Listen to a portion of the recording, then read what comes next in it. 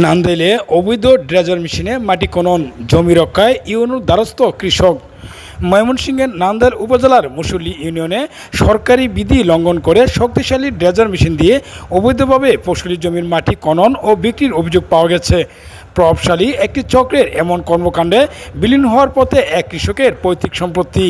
এই ঘটনায় প্রতিকার চেয়ে সোমবার 24শে আগস্ট উপজেলা নির্বাহী অফিসার ইউনো ও উপজেলা প্রশাসক বরাবর লিখিত অভিযোগ দায়ের করেছেন ভুক্তভোগী কৃষক মোহাম্মদ মোবাজ্জল হোসেন।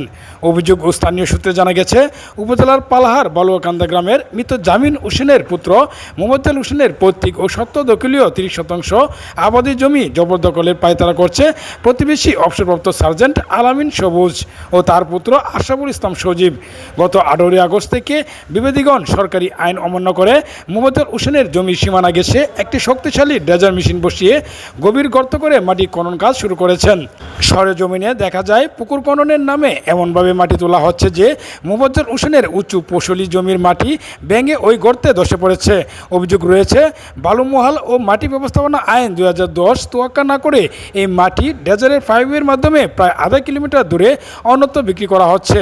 এতে শুধু ওই কৃষকের জমি নয়, আশেপাশের আবাদি জমিও হুমকির মুখে পড়ছে।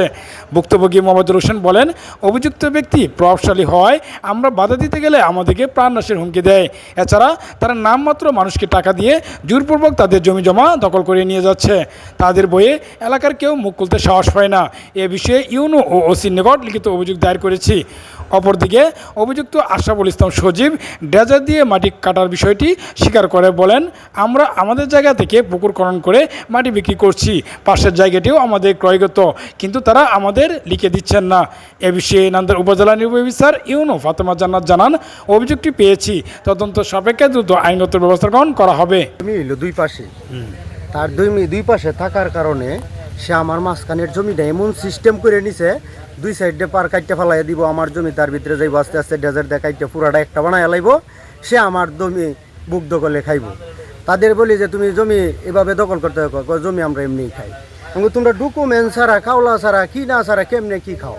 আমাদের কোনো জমি দলিল লাগে না। এরকম 40 কাঠা জমি আছে, দেখো যায় আমরা দলিল লাগে না। বিক্রি করার কথা হয়েছে, তাদের কাছে বিক্রি করি নাই। তারা ওই বিক্রির কথা হওয়ার মাত্রই তারা এইভাবে জোর দখলে খায়। ড্রেজার এমন একটা জিনিস, এক জায়গায় অল্প খনন করলে চতুর সাইডে ভাঙ্গে পড়ে যায়।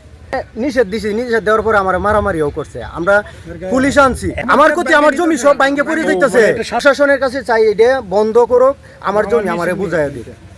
ড্রেজার লাগা দিয়ে হ্যাঁ মাটি বিক্রি করতেছে, তখন আমি বাধা দিলাম। বাধা দিলে আমার ছোট ভাইয়ের উঠে সম্প্রীতিরে আমার দখলে আছেন, হ্যাঁ জোর করে লাগছে, অন্তত তার সাথে যাইতে মারামারি হবে, মরবো নাহলে আমি মরবো। দেখাও যে আমি কিনছি, দলিল দেখাও।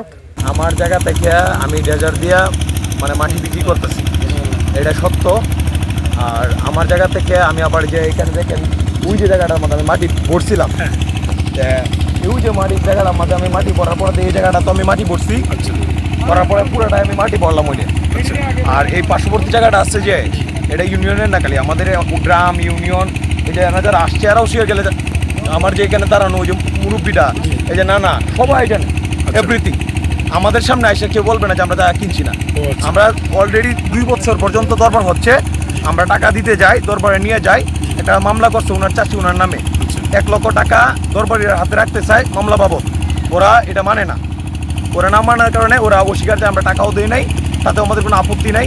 আমার জায়গাতে যখন আমি ড্রেজার বসায় মাটি কাটার মধ্যে আমরা যারা থাকি, আমরা অধিকাংশ জমি কেউ ডকুমেন্ট লাগে না, ডকুমেন্ট ছাড়াই গ্রামবাসীরা কিনে। আমার দাদার আরও সম্পদ আছে, যারা কোনোদিন আসে না। আমার এনে 103 কাঠার উপর সম্পদ আছে, এর মধ্যে 42 কাঠা সম্পদের কোনো চাওলা নাই, এলাকার দেখি না। অথচ কেউ আসে কোনোদিন আপনার জিজ্ঞাসা করেন গা, এখন আমি টাকা দিছি, ওরা আমার টাকা দেয় নাই, মানে ওরা তো ডকুমেন্ট লিখে দেয় নাই। আর আমিও কিন্তু টাকা দিচ্ছি, ডকুমেন্টও নেই নাই। আচ্ছা, কারণ কেন নেই নাই, ওরাও কিন্তু আমাদের ছাড়া পারা না। হয়তো আজকে কোনো কারণবশত তারা অস্বীকার যায়, তবে যদি ইমান আমল ঠিক থাকে, ইনশাল্লাহ আমাদের যদি প্রতিশ্রুতিবদ্ধ ঠিক থাকে, হৃদয় যদি ঠিক থাকে, আমার মনে হয় ইনশাল্লাহ ওদেরও মানে আমাদের যে একসাথে এক পথে আবার জমিটা সুন্দর করে কার্যক্রম হবে। ধন্যবাদ।